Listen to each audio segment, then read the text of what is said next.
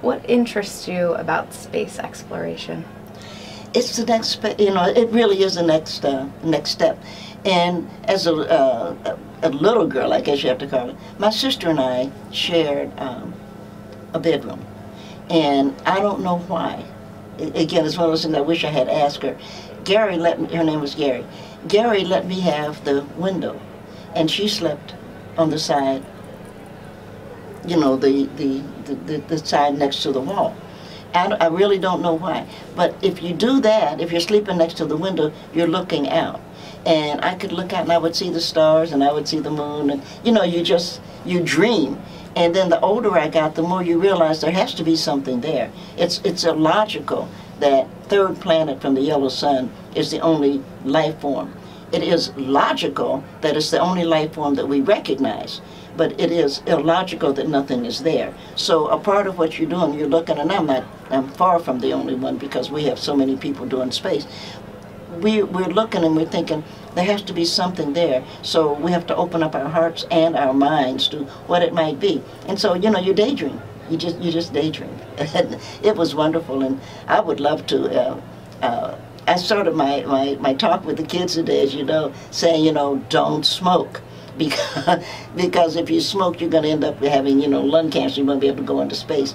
And you got to be able to go into space because it is the next step. And space is not an enemy. And the aliens are not after us.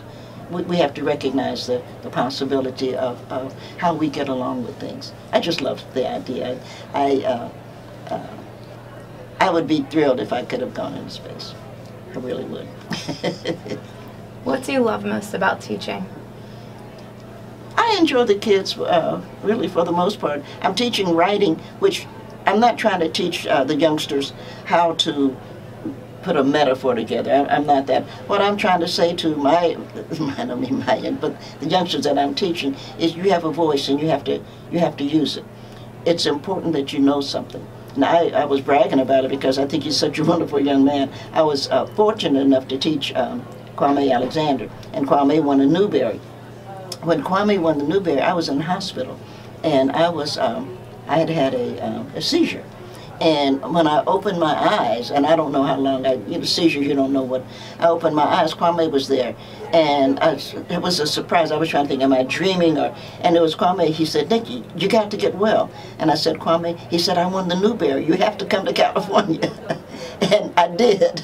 So I don't know if he made me do that. But what you're trying to teach, or what you're trying to encourage your students to do, is to find and believe in their voice.